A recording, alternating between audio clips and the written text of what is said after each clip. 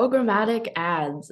So, basic question, what are programmatic ads? Programmatic ads, when we talk about that, we're talking about placing digital ads on other websites. So most channel marketing is marketing that happens in isolated channels. So LinkedIn marketing is ads pushed on platform LinkedIn, Facebook on Facebook, Instagram, etc. So there are places though where there's websites, there's a web of websites, online publications, online magazines, all these different areas that allow for ad placements. And so programmatic is kind of like that umbrella, how to put your ads in all these different areas. So under that umbrella, there's native programmatic, there's display ads through what I'd still consider programmatic, and then even CTV, so placements on your TV inside people's homes, controlled through some of these programmatic platforms. So it's really a web of distribution, kind of like Google Display Network or the LinkedIn Audience Network, except in this regard, these programmatic platforms tout on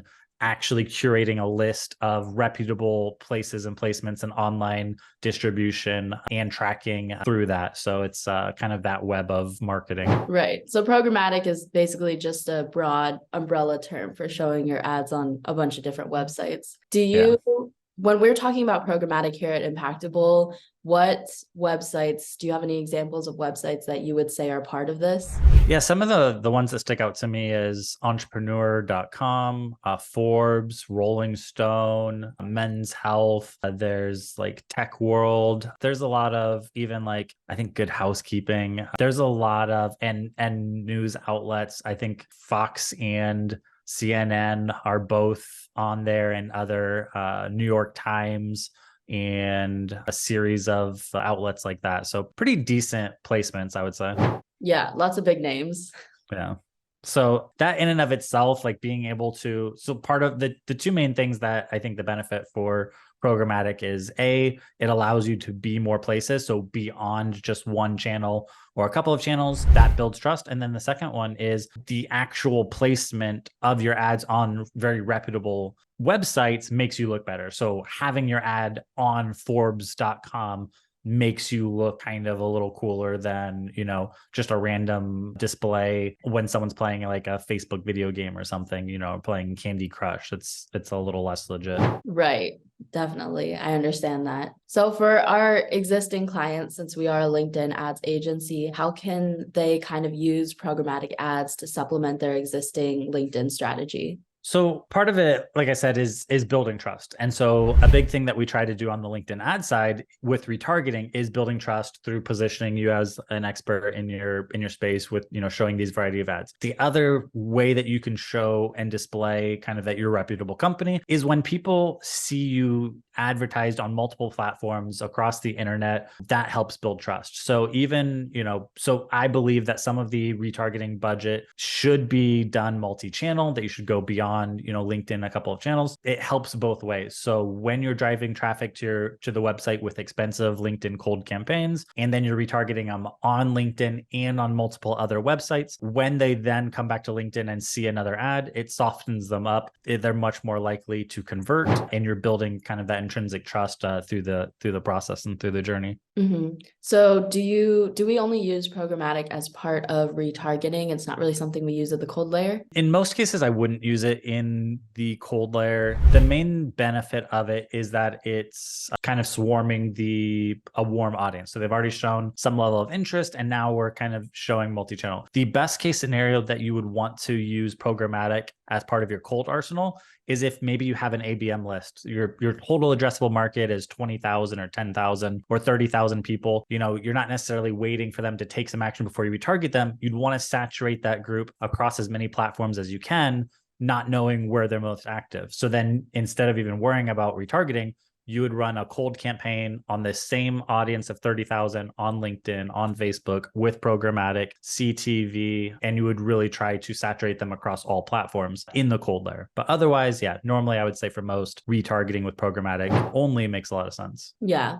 that makes sense. So I know this is kind of something we talk about at Impactable too, and I've experienced it, and I'm sure anybody who's visited the Impactable website has experienced it, but I literally see your face everywhere, like every website that I'm on, YouTube videos, randomly on my TV, I'll see you pop up, or I'll see an impactable ad pop up. So I know that like we use a very strong programmatic strategy. I'm sure that's not necessarily the way everybody else wants to run that strategy, but it does work very well for us, I would say. We're Yeah. not, struggling by any means in our marketing sense. So with the kind of results that you've seen and some of the strategies that you've implemented for Impactable, what insights can you give about how long we can expect before the average kind of client or company would start to see a positive ROI with programmatic? With programmatic used as retargeting, I'd almost have the same answer as like when companies can just start with LinkedIn retargeting. Since you're relying on other sources to provide the quality cold traffic to the top of the funnel, and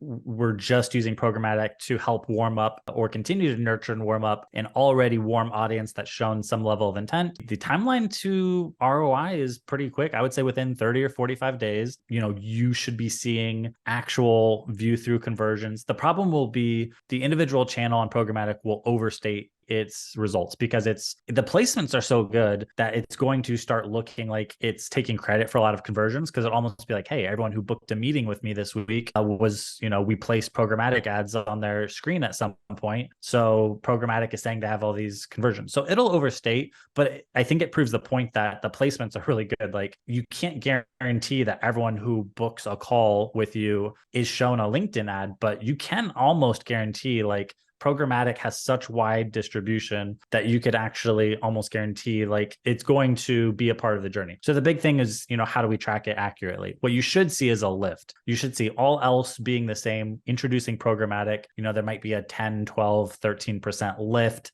in like call bookings or lead generation, because it's not the one big primary thing driving the action, but it's helping soften up and warm up and nurture so that the other campaigns should become noticeably more effective. And it usually happens relatively fast. And like you said, with ours, we see that a lot. We see people really getting saturated with our ads. And I don't think we spend more than $2,000 a month across display, native programmatic, and CTV. So that's a relatively small amount of budget that seems to have a really big impact on a lot of our buyers' journey. Yeah, definitely. I will say too, the topic of attribution has been really coming up a lot with some of my clients, where they want to know exactly how many people are coming specifically from their LinkedIn ads when they're talking to me. Yeah. And that's really just, I have to kind of explain to them that touch points happen, but just because, they saw this ad doesn't necessarily mean that like all of those drove the conversion. Sometimes it was just a view on the screen, and sometimes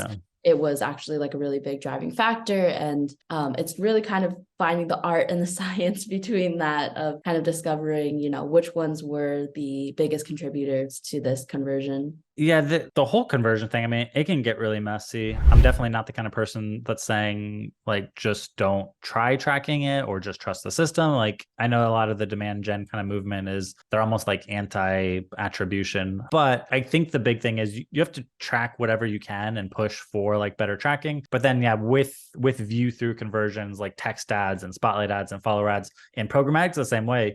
They kind of pepper with placement, and then they take credit with view through conversions, and it is kind of muddy. Like how do you know, I don't value a view through conversion anywhere near as valuable as a click conversion, but it does have value. And I have to believe that that certain level of extra saturation really does improve. So I guess if you were going to track, you would have to have a baseline of like your other campaigns.